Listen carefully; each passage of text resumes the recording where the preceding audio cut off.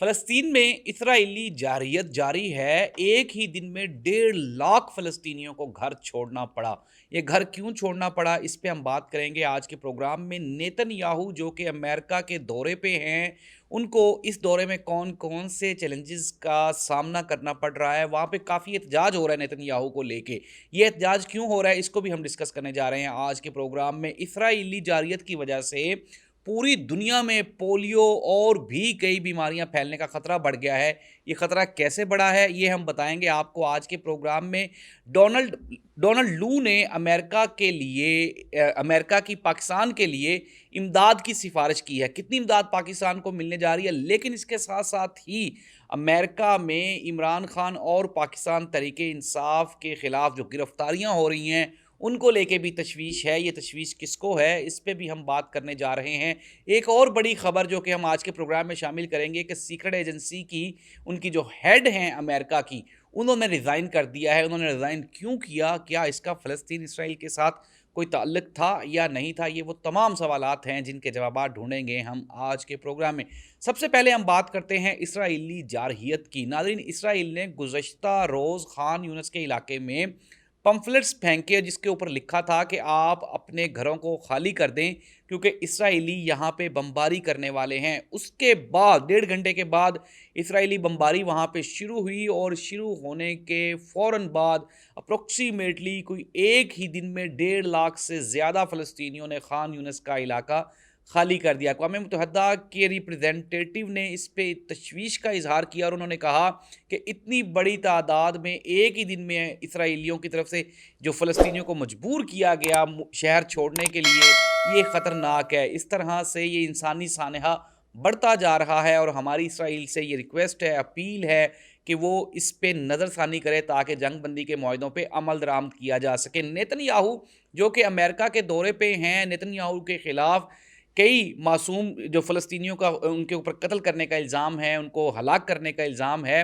तो फ़लस्तीनियों के हक़ में और इसराइल की जारहियत के ख़िलाफ़, नेतन्याहू के ख़िलाफ़ अमेरिका में मुख्तलिफ़ मुकामात पे कई जगहों पे शदीद उनके ख़िलाफ़ एहतजाज किया गया और उस एहतजाज में ये मुतालबा किया गया कि नेतन्याहू को चाहिए कि वो फ़ौरन से पहले इसराइल के ख़िलाफ़ अपनी जारहियत को बंद करे और मासूम फ़लस्तीनियों का खून बहाना भी बंद किया जाए, क्योंकि इसराइल की इस जारहियत के बायस पूरी दुनिया को ख़तरात लाहक हो गए हैं। जी नाज़रीन, अगर हम ख़तरात की बात कर रहे हैं तो फ़लस्तीन में जो मौजूदा सूरत हाल है उसमें वहाँ पे इतनी इंसानी लाशें फैल चुकी हैं कि अब वहाँ पे जो वायरल इन्फेक्शन है उसके होने के चांसेस मज़ीद बढ़ गए हैं। और ये एक मोहतात अंदाज़े के मुताबिक अक़वाम मुत्तहदा का जो हेल्थ डिपार्टमेंट है उसने एक सर्वे जारी किया है और उसमें ये बताया गया है कि अगर फ़लस्तीन में बर वक्त सफाई ना की गई, इन लाशों को ठिकाने ना लगाया गया, तो पूरे खित्ते में पोलियो और कई वायरल डिजीज़ फैल सकती हैं। दूसरी जानिब इसराइली वफ़द ने पेरिस ओलंपिक्स 2024 में शिरकत की और इस शिरकत के ख़िलाफ़ फ़लस्तीन की जानिब से ये एप्लीकेशन दी गई कि इनको इसमें हिस्सा नहीं लेने देना चाहिए। लेकिन जो ओलंपिक्स की कमेटी है उन्होंने ये कहकर ये रिजेक्ट कर दी दरख्वास्त कि चूँकि ये खेलों का मुकाबला है, ये ममालिक के दरमियान नहीं बल्कि ये एथलीट्स के दरमियान होता है और हम हमेशा कोशिश करते हैं कि ओलंपिक्स को गैर सियासी रखा जाए एज़ मच एज़ पॉसिबल। तो इस तरह से उन्होंने ये भी कहा कि ये एक हेल्दी एक्टिविटी है जिससे तशद्दुद में कमी आती है और कौमों के दरमियान जो तसादुम है उससे बचा जा सकता है। इसी वजह से शायद जो है हमारी कमेटी है उन्होंने इस पे नज़रसानी की है और हम इस नतीजा पर पहुँचे हैं कि जो इसराइल के ख़िलाफ़ पाबंदी ना लगाई जा सके। तो इस तरह से इसराइल एक मरतबा दोबारा फिर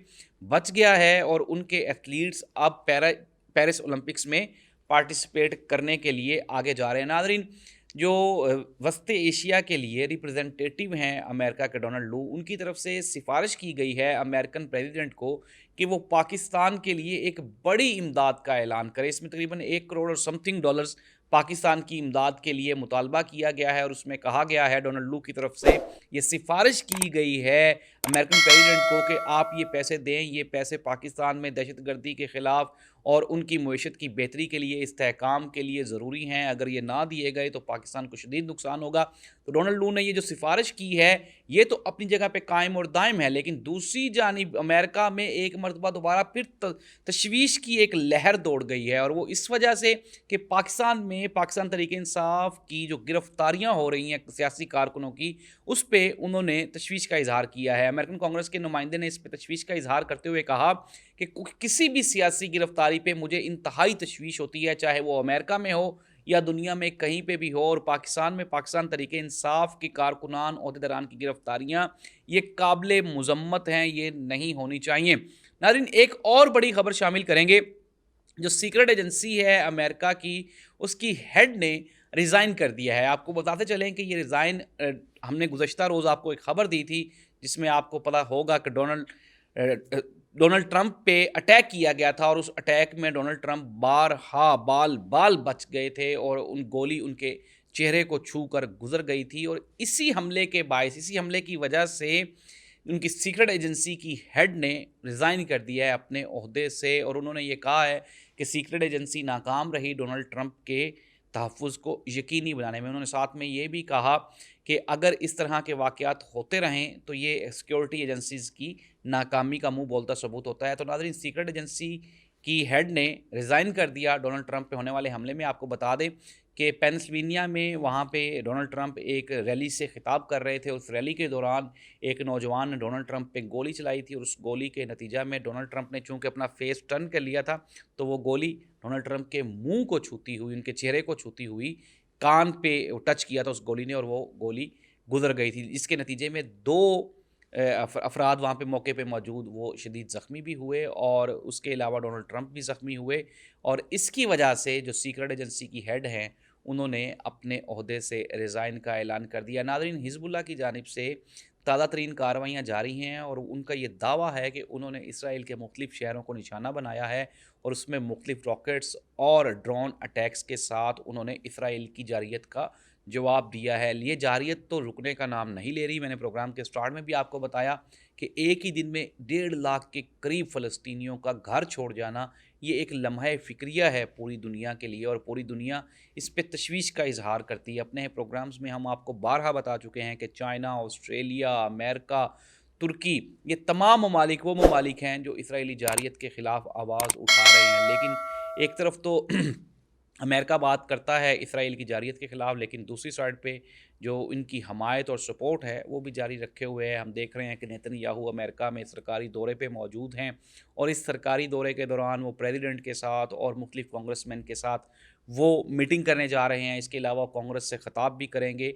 तो इस तरह से ये दोहरा मयार अमेरिका का, ये पूरी दुनिया को तशवीश का इजहार में मुब्तला कर रहा है। अब देखना ये होगा आया कि मुस्तकबिल करीब में क्या इन चीज़ों को क्लोज़ किया जा सकता है, बेहतर किया जा सकता है, या फिर ये चीज़ें एज़ सच ऐसे ही चलती रहेंगी। तो ये आपको हमने आज जितनी भी ख़बरें थी इसराइल और फ़लस्तीन की ताज़ा तरीन सूरत हाल के बारे में, वो हमने आपके साथ शेयर की, और हम उम्मीद करते हैं कि ये जो हम प्रोग्राम आप तक लेके आ रहे हैं, इससे आप मुस्तफ़ीद हो रहे होंगे। और हमारी एक रिक्वेस्ट है कि आप हमारे चैनल को ज़रूर सब्सक्राइब करें, ताकि आप तक इसराइल और फ़लस्तीन की ताज़ा तरीन सूरत हाल ये आप तक पहुँचती रहे। नाज़रीन, ये एक इंसानी अलमिया है, और इससे बचना इंसानी बेहतरी के लिए ये नागुज़ीर है। जिस तरह हमने आपको प्रोग्राम में भी बताया कि अक़वाम मुत्तहिदा और अक़वाम मुत्तहिदा के ज़ैली इदारे, ख़ुसूसन जो उनके हेल्थ डिपार्टमेंट है वो, और दूसरे इदारे, वो इस चीज़ के ऊपर गहरी नज़र रखे हुए हैं कि ये इंसानी तरीका एक ऐसा अलमिया है कि अगर इसको कंट्रोल ना किया गया तो पूरी दुनिया में वायरल डिजीज़ फैलेंगी, और इसके अलावा जो इंसानी नकल मकानी हो रही है उसके नतीजे में भी पूरी दुनिया में जो एक लहर उठेगी, तो इतने मुहाजिरीन को रखना भी ये एक मसला बन जाएगा। अल्लाह करे कि इस मसले का कोई ना कोई मुस्बत और बेहतर हल निकल आए। अल्लाह हाफ़िज़।